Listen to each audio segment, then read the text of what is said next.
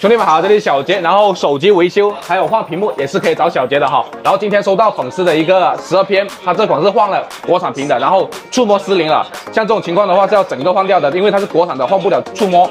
然后我们现在去看一下好一点的国产屏需要多少钱呢 ？Let's go， 兄弟们，我现在去问一下多少钱啊？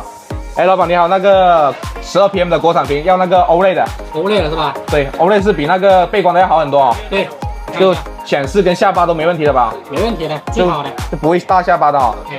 然后这种要出多少钱啊？这种400。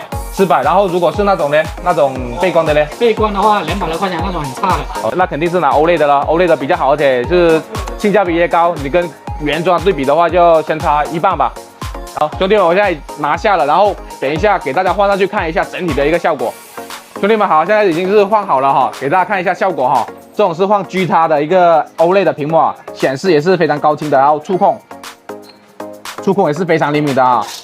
还有这种下巴也不是说很大下巴的哈，然后整体的效果是非常好的哈。